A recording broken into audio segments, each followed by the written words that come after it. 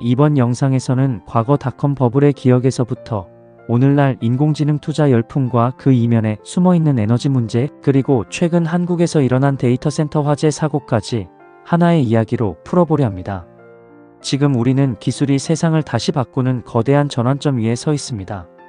하지만 그 속도가 너무 빠르다 보니 우리가 그걸 따라잡지 못한 채 숨이 차는 느낌도 듭니다. 오늘 이야기는 바로 그 속도와 균형에 대한 이야기입니다. 먼저 닷컴 버블 시절로 돌아가 봅시다. 1990년대 말 인터넷이 처음 세상을 뒤흔들던 시기였습니다. 그때 사람들은 이렇게 말했죠. 이제 모든 사업은 인터넷으로 간다. 그 말은 사실이었지만 문제는 언제와 어떻게였습니다. 당시 수많은 회사들이 이름만 그럴듯한 닷컴 기업으로 등장했습니다. 수익은커녕 제품도 제대로 없는 회사들이 투자금을 쓸어 담았고 주가는 폭등했습니다. 하지만 얼마 지나지 않아 현실이 그 기대를 따라잡지 못했고 거품은 꺼지며 수많은 기업이 무너졌습니다. 그때 얻은 교훈은 단순했습니다. 기술은 언제나 혁신을 가져오지만 그 혁신이 돈이 되려면 시간과 구조, 그리고 현실적 기반이 필요하다는 것이죠. 이제 시계를 오늘로 돌려봅시다. 요즘 세상을 흔드는 주인공은 단연 인공지능입니다. 챗GPT와 같은 대형 언어 모델이 등장하고 AI 반도체, 자율주행, 생성형 서비스까지 모든 산업이 AI라는 단어를 붙이고 있습니다. 투자금도 폭발적으로 몰리고 있습니다. 엔비디아의 시가총액은 4조 달러를 넘어서며 세계 경제의 축이 되었고 미국과 유럽의 자산운용사들은 AI 관련 기업들을 중심으로 새로운 포트폴리오를 짜고 있습니다. 마치 1999년 닷컴 버블 직전의 열기와 비슷하다고 말하는 사람들도 있습니다. 실제로 월가에서는 닷컴 시절의 전략을 다시 꺼내 쓰고 있다는 말이 나옵니다. 그때처럼 과열된 주식을 팔고 아직 시장이 덜 주목한 분야로 옮겨가는 방식이죠. AI 열풍이 한동안 이어지겠지만 그 속에 거품이 섞여 있다는 점을 그들도 잘 알고 있습니다. 오픈AI의 CEO 샘 올트먼은 최근 인터뷰에서 이렇게 말했습니다. 사람들이 AI에 대해 너무 들떠 있다. 하지만 동시에 이 기술은 인류의 생산 방식을 완전히 바꿀 것이다. 그의 말처럼 지금은 거품과 현실이 뒤섞인 혼란의 시기입니다. 그런데 이런 기술의 발전에는 우리가 쉽게 잊는 문제가 하나 있습니다. 바로 에너지, 그리고 전력망입니다. AI는 단순히 프로그램이 아닙니다. 막대한 연산을 수행하는 초대형 서버와 데이터 센터가 필요합니다.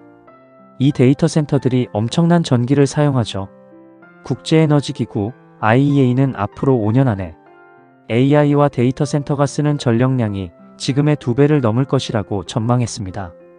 그 양은 일본 전체가 1년 동안 사용하는 전기와 맞먹는 수준입니다. 문제는 전력망이 그 속도를 따라가지 못하고 있다는 점입니다. AI를 돌리기 위해선 안정적인 전력, 냉각 시스템, 그리고 그 모든 것을 감당할 인프라가 필요합니다. 하지만 지금 세계 곳곳에서는 발전소보다 데이터 센터가 더 빨리 늘어나고 있습니다.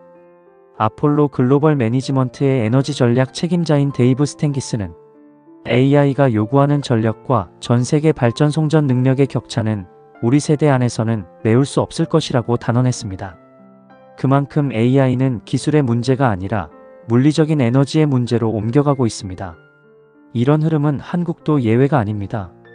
한국 역시 AI와 반도체 산업의 급성장으로 인해 데이터 센터와 전력 수요가 폭발적으로 늘고 있습니다. 그런데 지난 9월 대전의 국가정보자원관리원에서 대규모 화재가 발생하며 전국의 정부 시스템 수백 개가 멈췄습니다. 국민들이 사용하는 민원 서비스부터 공공 포털까지 일시적으로 모두 다운됐죠.